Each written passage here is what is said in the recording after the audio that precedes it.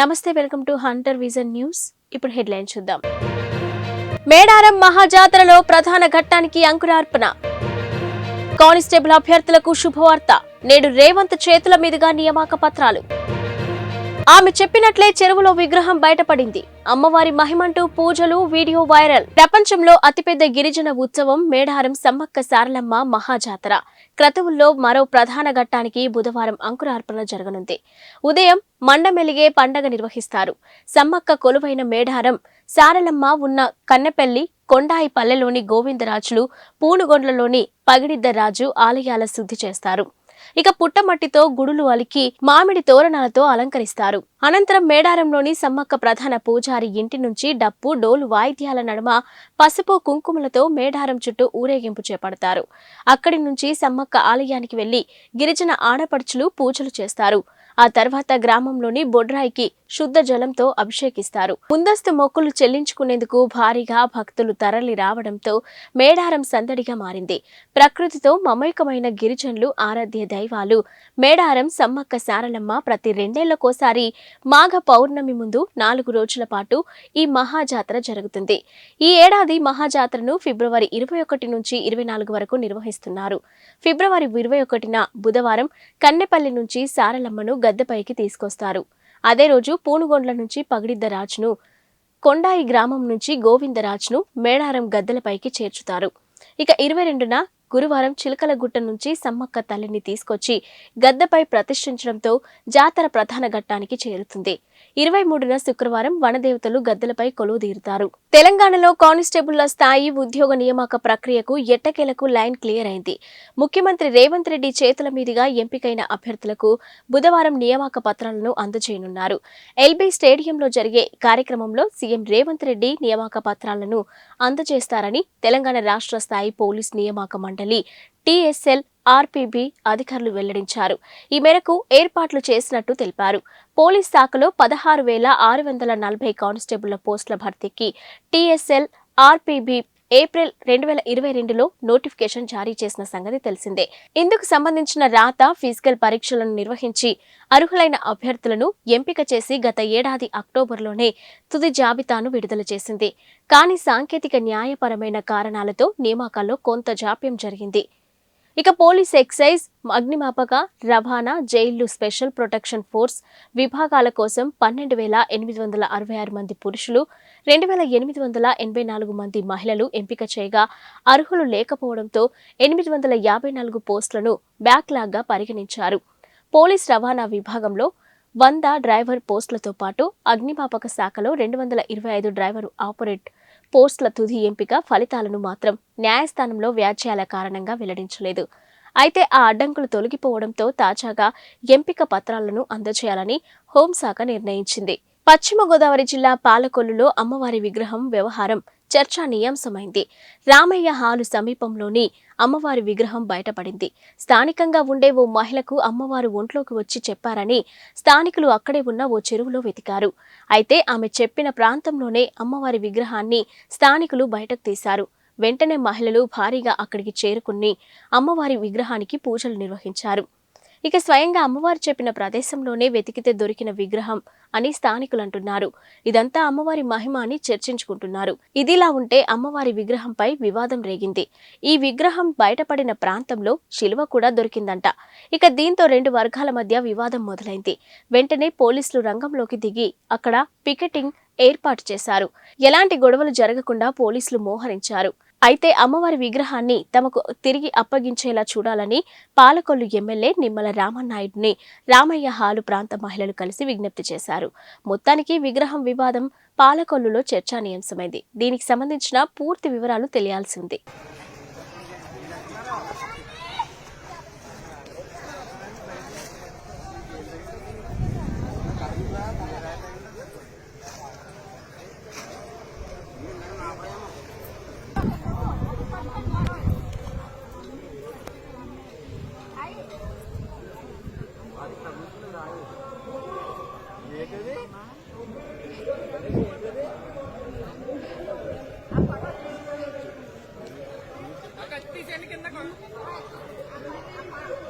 జై భవానీ, జై భవానీ, జై భవానీ.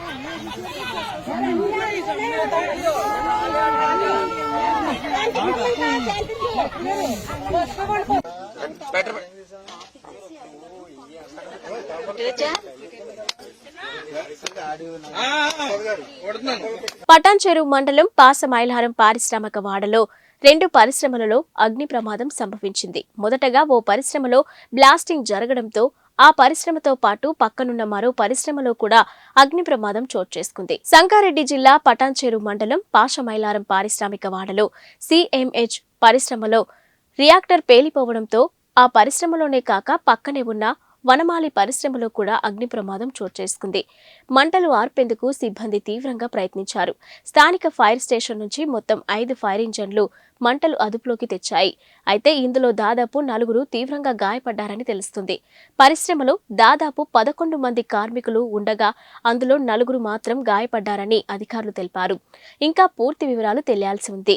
ఇక జిల్లా కలెక్టర్ ఆదేశాల మేరకు సంఘటన స్థలానికి చేరుకుని వివరాలు అడిగి తెలుసుకున్న ఆర్డీఓ రవీందర్ రెడ్డి ఈ ఘటనకు బాధ్యులైన వారిపైన కఠిన చర్యలు తీసుకుంటామని మీడియాతో తెలిపిన ఆర్డీఓ ఈరోజు ఈవినింగ్ దాదాపు 7:30 ప్రాంతంలో పాసమైలారం ఐడిఐలో ఉన్నటువంటి సోలుబ్రియాస్ ల్యాబొరేటరీస్లో వనమాలి దాని పక్కన వనమాలిస్ ల్యాబొరేటరీస్లో కూడా మంటలు లేచాయి. సోలుబ్రియాస్లో రియాక్టర్ పేలడం వల్ల అందులో ఉన్న మంటలు ఈ వనమాలి రావడం జరిగింది.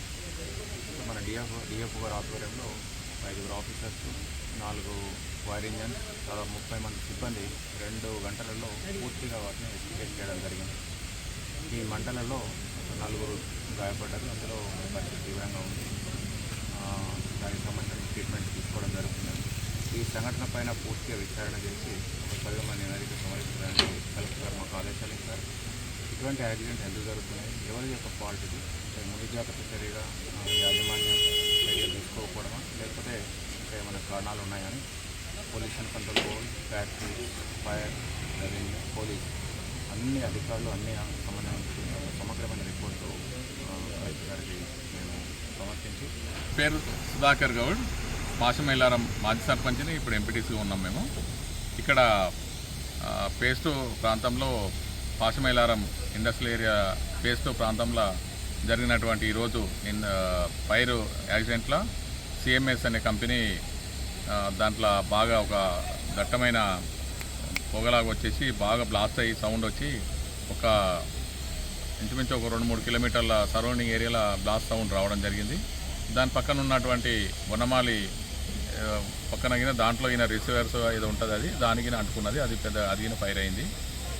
దీంట్లో జరిగినటువంటి ఒక 4 ఇంజూర్ అయ్యారు.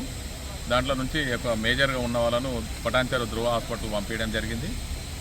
ఇంకా 3 దీంట్లో కాకతీయ హాస్పిటల్ ఉన్నారు. ఇటువంటి జరగకుండా ఫైర్ సేఫ్టీ కానీ ఇవన్నీ చేసి ప్రజల ప్రాణాలు కానీ ఇక్కడ కంపెనీ ఆస్తులని ధ్వంసం కాకుండా చూసుకోవాలని చెప్పి మనం చేస్తూ, అలాగే ఇక్కడికి వచ్చినటువంటి ఈరోజు పోలీస్ శాఖ వాళ్ళకి వచ్చారు. ఫైర్ స్టేషన్ నుంచి ఒక 5 ఫైర్ స్టేషన్కి సంబంధించిన వెహికల్స్ రావడం జరిగింది. అవన్నీ అండ్ వనమాలి ఇండస్ట్రీలో సలిబ్రస్లో స్టార్ట్ అయిపోయి వనమాలి ఇండస్ట్రీకి ఎక్స్టెండ్ అయింది. ఫైర్ ఫైటింగ్ ఆపరేషన్స్ కంప్లీట్ మేము ఎక్స్టింగ్విష్ చేయడం జరిగింది. ప్రాథమికంగా చాలా మేజర్ ఫైర్ ఉండే ఇండస్ట్రియల్ ఫైర్ వెహికల్స్ ప్లస్ 2 అగ్నిమాపక కేంద్రాలు పటాన్చెరు అండ్ సంగారెడ్డి వెహికల్స్ కూడా వచ్చి ఆ కంప్లీట్ ఫైర్ ఎక్స్టింగ్విష్ చేయడం జరిగింది. ఈ ప్రమాదంలో ఒక 4 వ్యక్తులు తీవ్రంగా గాయపడ్డారని మాకు ప్రాథమికంగా సమాచారం తెలిసింది. ఇంకా పూర్తి డీటెయిల్స్ కూడా రావాల్సింది. అందులో ఒకతనికి చాలా సీవియర్గా ఇంజ్యూరీస్ అయ్యాయి. మిగతా 3కి మామూలు మైనర్ ఇంజ్యూరీస్ అయ్యాయి. వాళ్ళందరినీ కూడా ఫైర్ వెహికల్స్ స్పాట్ రాకముందే అక్కడికి వాళ్ళను షిఫ్ట్ చేయడం జరిగింది హాస్పిటల్కు. ప్రస్తుతానికైతే పరిస్థితి కంప్లీట్గా అదుపులోకి వచ్చేసి ఎక్స్టింగ్విష్ చేయడం జరిగింది. ఇంకో గంట సేపు వరకు వెహికల్స్ ఇక్కడే ఉంటాయి. ఎటువంటి ఫైర్ జనరేట్ అయ్యే అవకాశం లేదు. పక్క ఇండస్ట్రీకి కూడా ఎక్కడ కూడా ఎక్స్టెండ్ అయ్యే అవకాశం కూడా లేదు. ఈ 4 కార్మికులు ఇందులో ఏ పరిశ్రమలో ఈ పరిశ్రమలో సెలిబ్రస్లో అయినట్టుగా మాకు ప్రాథమికంగా సమాచారం ఉంది. వాళ్ళ పేర్లు ఏమన్నా బ్లాస్టింగ్ కావడం వల్లనే సడన్గా వాళ్ళకి ఇంజ్యూరీస్ అయినట్టు మనకు సమాచారం ఉంది. వాళ్ళ మేనేజ్మెంట్ ఇంకా మనకు అందుబాటులోకి రాలేదు. ఇప్పుడే ఫైర్ ఫైటింగ్ ఆపరేషన్స్ కంప్లీట్ అయిపోయాయి. ఆ డీటెయిల్స్ అన్ని కూడా మేము డీటెయిల్స్ ఇవ్వడం జరుగుతుంది. ప్రధాన కారణం రియాక్టర్ బ్లాస్టింగ్ అవ్వడం వల్లనే వాళ్ళకి ఇంజ్యూరీస్ అయ్యాయి. కెమికల్ రియాక్టర్లో ఒకటేసారి మనకు రియాక్షన్ అవుతున్నప్పుడు ప్రాసెస్ జరుగుతున్నప్పుడు రియాక్టర్ బ్లాస్టింగ్ సార్. అందులో సేఫ్టీ ప్రిస్క్రిప్షన్స్ ఎట్లా ఉన్నాయి సార్? ఇందులో ఇంకా మనం అంత డీటెయిల్స్కి వెళ్ళలేదు. ఈ ఇండస్ట్రీలో మాత్రం బాగానే ఉన్నాయి. ఆ ఇండస్ట్రీకి ఇంకా వెళ్ళలేదు, ఎందుకంటే ఫైర్ ఇక్కడే ఉండి ఎక్స్టెండ్ అయింది కాబట్టి. మనము ఇవన్నీ డీటెయిల్గా మనం మార్నింగ్ చూడగలుగుతాం. ఎందుకంటే నైట్లో మనం ఇప్పుడు విజిట్ చేసే పరిస్థితి లేదు లోపలికి వెళ్ళి. ప్రస్తుతానికైతే ఈ ఇండస్ట్రీలో మాత్రం ప్రకాశం జిల్లా ఒంగోలు టౌన్లో సంతనూతలపాడు నియోజకవర్గ పరిధిలోని చేపట్టిన పెండింగ్లో ఉన్న అభివృద్ధి పనులను, సంక్షేమ పథకాలను సత్వరం పూర్తి చేయాలని రాష్ట్ర సాంఘిక సంక్షేమ శాఖ మంత్రి, జిల్లా ఇన్ఛార్జ్ మంత్రి మెరుగు నాగార్జున సంబంధిత శాఖల అధికారులను ఆదేశించారు. కలెక్టరేట్లోని జిల్లా కలెక్టర్ ఛాంబర్లో రాష్ట్ర సాంఘిక సంక్షేమ శాఖ మంత్రి శ్రీ మెరుగు నాగార్జున జిల్లా కలెక్టర్ శ్రీ ఏఎస్ దినేష్ కుమార్తో కలిసి రెవెన్యూ, పంచాయతీ రాజ్, ఆర్డబ్ల్యూఎస్, జిల్లా గ్రామీణ అభివృద్ధి సంస్థ, సాంఘిక సంక్షేమ శాఖ అధికారులు సంతనూతలపాడు నియోజకవర్గ పరిధిలోని తహసీల్దార్లతో సమావేశమై నియోజకవర్గంలో చేపడుతున్న అభివృద్ధి మరియు సంక్షేమ కార్యక్రమాల పురోగతిపై శాఖల వారీగా సమీక్షించి పెండింగ్లో ఉన్న అభివృద్ధి, సంక్షేమ కార్యక్రమాలను సత్వరం పూర్తి చేయాలని అధికారులను ఆదేశించారు.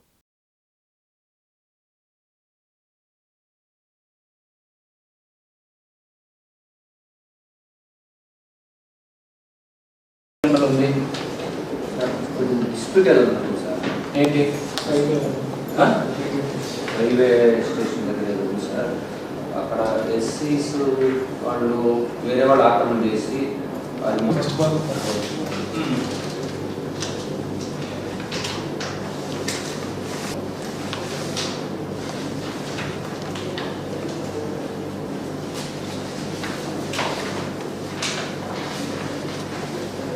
ఖాళీగా ఉందో ఫస్ట్ చూడండి. వాళ్ళకి ఎంత కావాలి ఖాళీగా ఉందో ఓకే అది ఇచ్చేసి ఇది మనం బరిల్ గ్రౌండ్గా అలాట్ చేయవచ్చు. ఓకే బట్ బరిల్ గ్రౌండ్ చాలా ఇంపార్టెంట్. ఓకే హౌసింగ్స్ మనం ఎక్కడ వ్యాకెన్సీ ఉంటే అక్కడ పెట్టుకోవచ్చు. సో బరిల్ గ్రౌండ్ పెడితే ఉపయోగపడుతుంది.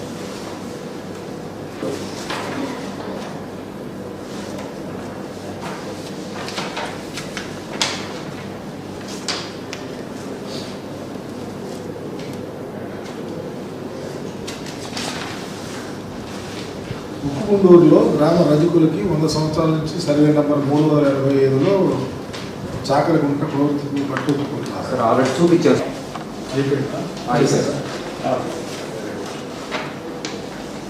కరెంట్ అంటే 5 ఇవ్వలేదు. 5 అప్లికేషన్ పెట్టున్నారు. హౌస్ సెట్ హౌస్ సెట్స్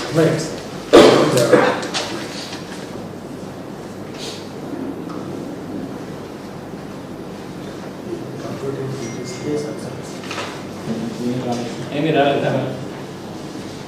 ఎవరు ఎలిజిబుల్ వాళ్ళు ఉన్నారా?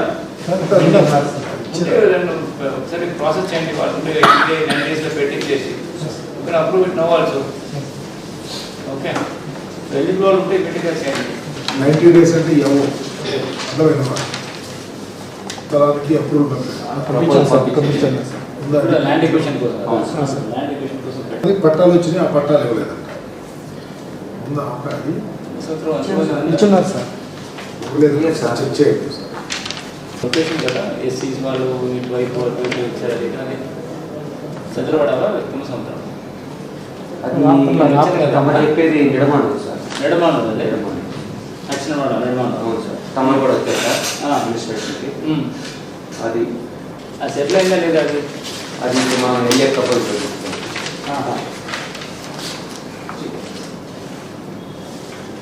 ఎస్ఎన్పాడు ఎండ్లూరు సార్, పేరమిట్ట ఎండ్లూరు. పేరమిట్ట 11 kV ఇది సార్. పెద్ద వైర్లు పోతుంది, దాని దగ్గర మార్చడానికి అవకాశం ఉంటుంది. మార్చడానికి వాళ్ళ కాలనీలో పోతుందా? ఓకే, మార్చాలంటే మళ్ళీ డబ్బులు కూడా ఉండాలి. చాలా డబ్బు. ఎంత డబ్బు పెడతారు? నేను ఒక రిక్వెస్ట్ ఒకటి పెడతాము వాళ్ళకి. నార్మల్ ఇంప్రూవ్మెంట్ మీద చేయవచ్చాను ఒకసారి చూస్తాను. ఆ లెటర్ ఉంటే ఏదైనా ఉంటే నాకు వాట్సాప్.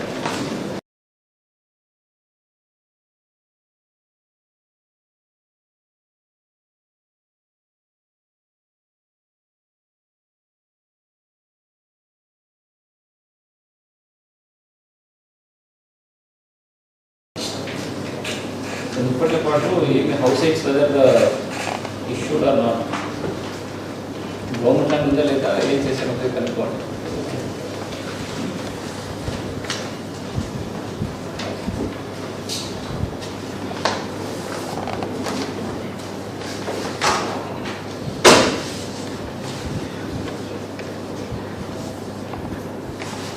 మోపిదేవిలో స్వయంభూగా కొలువుదీరిన శ్రీవల్లి దేవసేన సమేత శ్రీ సుబ్రహ్మణ్యేశ్వర స్వామివార్ల వార్షిక బ్రహ్మోత్సవాలు ఘనంగా ప్రారంభమయ్యాయి.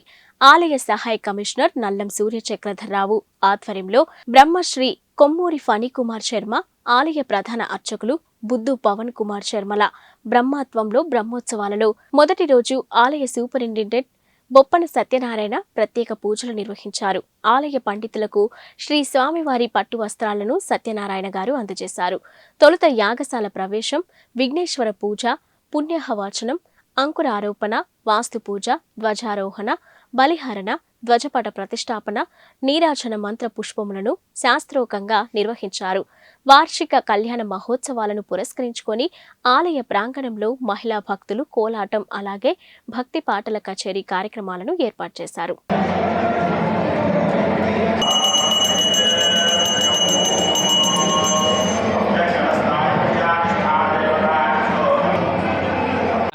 ఈరోజు సుబ్రహ్మణ్యేశ్వర స్వామివారి దేవాలయంలో మాఘశుద్ధ చవితి నుంచి కూడా అష్టమి వరకు స్వామివారి బ్రహ్మోత్సవ కార్యక్రమాలు అత్యంత వైభవం చేస్తాం. అలాగే మొట్టమొదటి రోజున ఈ రోజున చవితి రోజున ఉదయం 11 గంటలకు స్వామివారి పెళ్లి కుమారులను చేయడం కార్యక్రమం ఈరోజు అత్యంత వైభవంగా జరిగింది. అలాగే రేపు రాత్రి 8 గంటల దగ్గర నుంచి స్వామివారి కళ్యాణ మహోత్సవం జరుగుతుంది.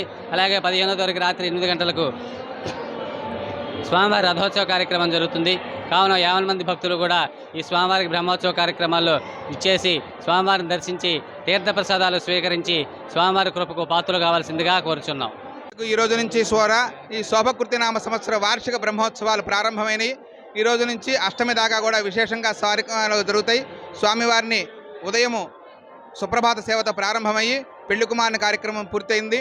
అనంతరము ప్రదోషకాలంలో పంచహారతల అనంతరము స్వామివారికి విశేషంగా యాగశాల ప్రవేశము, ధ్వజారోహణ కార్యక్రమం జరుగుతుంది. రేపు ఉదయము సుప్రభాత సేవ, మధ్యాహ్నము ఎదుర్కోల మహోత్సవం, శేషవాహనం పెద్ద శేషవాహనం మీద స్వామివారి ఎదుర్కోలకు వెళ్తారు.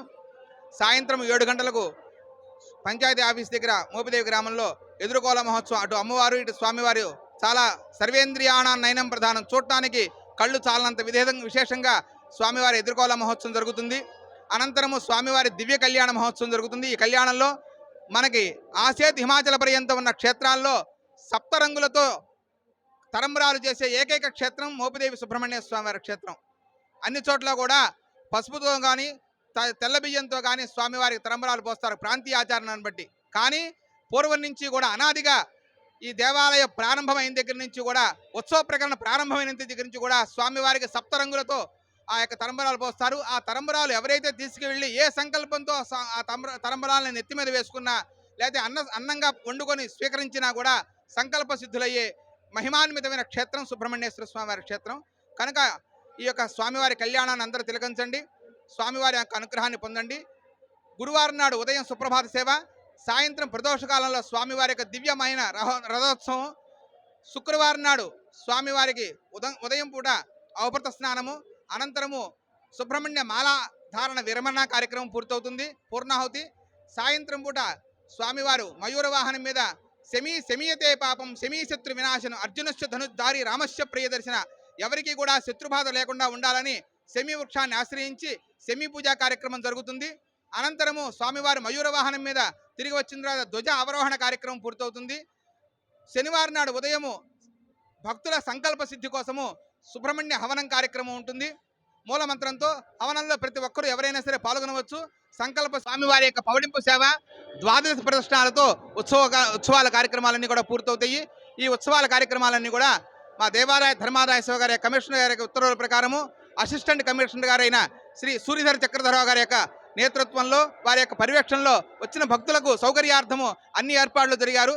స్వామివారి యొక్క కార్యక్రమాన్ని ఎవరైతే మేము స్వామివారిని దర్శించుకోలేకపోయాము, స్వామివారిని చూడలేకపోయాము, ప్రసాదం అందలేదు అనే మాట లేకుండా ప్రతి ఒక్కరికి కూడా అవకాశాన్ని కల్పించే విధంగా అన్ని ఏర్పాట్లు జరిగి ఉన్నాయి. కనుక 50 మంది భక్తులు కూడా స్వామివారిని దర్శించండి, స్వామివారి యొక్క కృపకు పాత్రులు కావండి. సర్వే జనా సుఖినో భవంతు, ధర్మస్య జయోస్తు, అధర్మస్య నాశోస్తు, ప్రాణుసద్భావనస్తు, విశ్వస్య కళ్యాణమస్తు, గవాం వత్స రక్షణమస్తు, లోకా సమస్త సుఖినో భవంతు. సుబ్రహ్మణ్య మహారాజుకి జై. అక్షయ డెవలపర్స్ అధినేత మాదివాడి వెంకటకృష్ణ సేవలు అభినందనీయమని జనసేన పార్టీ రాష్ట్ర కార్యదర్శి మండలి రాజేష్, అమ్మిశెట్టి వాసులు కొనియాడారు. జనవరి 28వ తేదీన మాదివాడ వెంకటకృష్ణ ఆధ్వర్యంలో ఉచిత మెగా వైద్య శిబిరాన్ని నిర్వహించారు. ఈ శిబిరంలో కంటి వైద్య నిపుణులు 650 మందికి కళ్లజోళ్లు అవసరం ఉన్నట్లు గుర్తించారు. కళ్లజోళ్లు అవసరం ఉన్న వారికి చల్లపల్లిలోని చంద్ర రాజేశ్వరరావు వికాస కేంద్రంలో సోమవారం వెంకటకృష్ణ ఆర్థిక సహకారంతో పార్టీ జిల్లా అధికార ప్రతినిధి రాయపూడి వేణుగోపాలరావు అధ్యక్షతన నిర్వహించిన కార్యక్రమంలో మండలి రాజేష్, అమ్మిశెట్టి వాసుల చేతుల మీదుగా కళ్లజోళ్లను పంపిణీ చేశారు. ఈ సందర్భంగా మండలి రాజేష్ మాట్లాడుతూ జనసేన పార్టీలో చేరిన అనతి కాలంలోనే వెంకటకృష్ణ సేవా కార్యక్రమాలు చేయడం హర్షణీయమన్నారు. ఇక జనసేన పార్టీ అధినేత పవన్ కళ్యాణ్ కోరుకున్నట్టే అదే బాటలో వెంకటకృష్ణ పయనించడం సంతోషకరమన్నారు. ఇక తమ అధినేత కోరుకుంటున్నట్టు సమస్యలపై పోరాడటం, సమస్యలు ఉన్న చోట ముందు ఉండేది జన సైనికులేనని తెలిపారు. ఈరోజు అక్షయ ఫౌండేషన్ అధినేత శ్రీ మాదివాడ వెంకటకృష్ణ గారు జనసేన పార్టీలో జాయిన్ అయిన అతి కొద్ది రోజుల్లోనే ఇలాంటి ప్రోగ్రాం చేయడం జనసేన పార్టీ నుంచి చాలా హర్షిస్తున్నాం. మేము కూడా ముఖ్యంగా 1600 మందికి మెడికల్ టెస్టులు చేయించడం అంటే అది ఆషామాషి కాదు. జనసేన పార్టీ అధ్యక్షులు పవన్ కళ్యాణ్ గారు ఏదైతే కోరుకుంటున్నారో అది మన వెంకటకృష్ణ గారు చేసి చూపించారని చెప్పడంలో ఏమాత్రం సందేహం లేదు. ఎందుకంటే పార్టీ మొదలుపెట్టిన దగ్గర నుంచి కూడా ఈ రోజుకి పార్టీ అధ్యక్షులు గారు ఎక్కడైతే సమస్య ఉందో ఆ సమస్యల్లో జన సైనికులు పాల్గొనాలని చెప్తారు. వివిధ రకాలైన సమస్యలు రాష్ట్రంలో ఎక్కడ సమస్యగా కూడా ముందుగా ఏ రాజకీయ నాయకుడు గుర్తురాడు స్వీకరిస్తామని చెప్పినాం. ఈరోజు ఇవ్వడానికి అని చెప్పి ఈ కార్యక్రమం ఏర్పాటు చేసుకోవడం జరిగింది. మరి కొన్ని సంవత్సరాల క్రితం నుంచి కూడా మేము స్వచ్ఛందంగా సేవా సంస్థలతో కలిసి క్రిస్టియన్ ఆర్గనైజేషన్స్ ఉన్నటువంటి సంస్థలతో మరి పార్టీలకు అతీతంగా, మతాలకు అతీతంగా ఎవరికి ఎటువంటి ఏ సమస్య వచ్చినప్పటికీ కూడా వారికి సహాయ సహకారాలు అందిస్తూ ఉన్నాం. కొంతమంది అడిగారు, ఈ క్రైస్తవులు కదా, ఓన్లీ క్రైస్తవులకే మీరు సహాయం చేస్తారా? లేదు లేదు, ఎట్టి పరిస్థితుల్లోనూ మేము సహాయం చేయడం దగ్గర నుంచి ఈ రోజు వరకు కులం కానీ మతం కానీ చూడకోకుండా ఎవరికి ఏ ఇబ్బంది వచ్చినా కూడా సేవకులు, పాస్టర్స్ కూడా అందరూ కూడా మరి క్యాష్ పరంగా కానీ మతాల పరంగా కాకుండా అందరికీ సహాయం చేసేటటువంటి హృదయ కలిగిన వ్యక్తులుగా మేమంతా టీమ్గా తయారై ఈ సోషల్ ఆర్గనైజేషన్లో ముందుకెళ్తా ఉన్నాం. మరి ఇటువంటి పరిస్థితుల్లో గత ప్రభుత్వంలో చేయించుకునేటువంటి పనులు కనీసం మరి ఈ కొత్త ప్రభుత్వంలో అయినా చేసుకోవాలనే ఉద్దేశంతో జనసేన పార్టీ మరి నాయకులు మరి పవన్ కళ్యాణ్ గారు, అలాగే నారాయణ మనోహర్ గారు వాళ్ళ నిర్ణయాలు, ఆశయాలు, వాళ్ళ ఆలోచనలకు అనుగుణంగా మేము కూడా నడవగలం అన్న ఉద్దేశంతో మేము చేసినటువంటి ఈ స్వచ్ఛందంగా చేసే పనులు కానీ నేను ఎంచుకున్న మార్గం కరెక్ట్ కాదు. జనసేన అధ్యక్షుడు పవన్ కళ్యాణ్ గారిని చూసి గత 2 సంవత్సరాలుగా పార్టీలో టచ్లో ఉంటూ పార్టీకి సేవ చేయాలి, పదవుల కోసం కాదని నిస్వార్థంగా పార్టీలో పవన్ కళ్యాణ్ గారి ఆధ్వర్యంలో పార్టీలో జాయిన్ అయినటువంటి మరి మాదివాడ వెంకటకృష్ణ గారికి నా ప్రత్యేకమైన ధన్యవాదాలు తెలుపుకుంటా ఉన్నాను. మరి వెంకటకృష్ణ గారి గురించి మీ అందరికీ తెలుసు. మరి అన్ని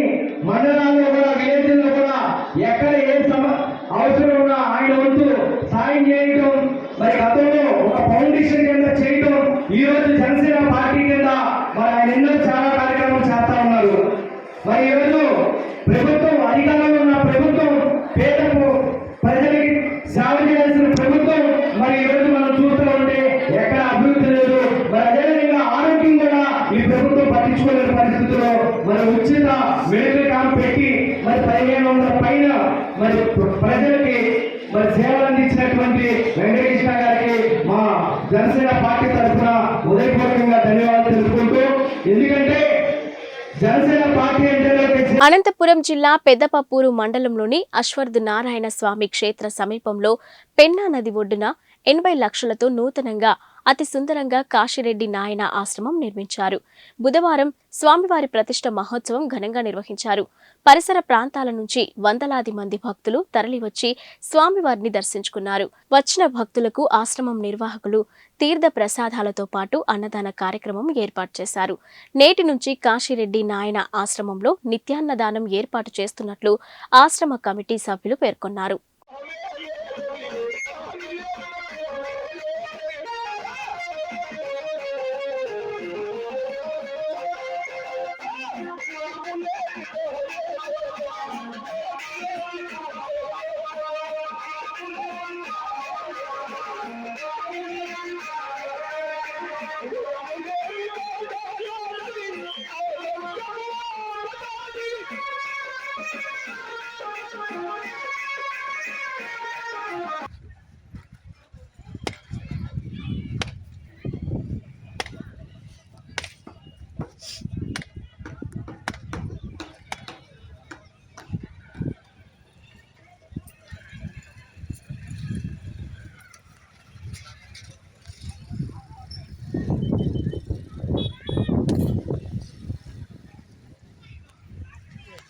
నిర్మల్ జిల్లా కేంద్రంలోని ఈదుగాంలో గల శ్రీ నల్లపోచమ్మ ఆలయం 2వ వార్షికోత్సవం మంగళవారం ఆలయ అభివృద్ధి కమిటీ ఆధ్వర్యంలో రంగరంగ వైభవంగా నిర్వహించారు.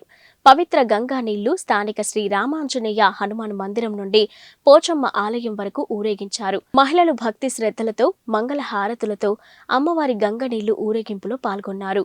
అనంతరం అమ్మవారికి ఆలయ పూజారి గంగవ్వ అభిషేకం నిర్వహించి పట్టు వస్త్రాలు సమర్పించారు.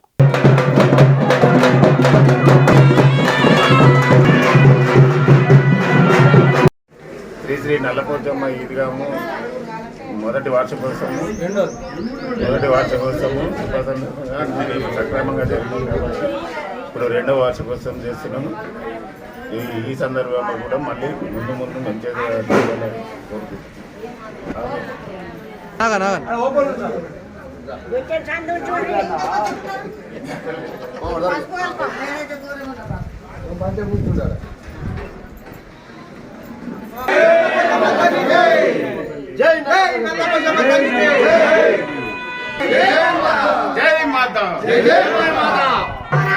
ఇవి ఇప్పటివరకున్న బులెటిన్ అప్డేట్స్.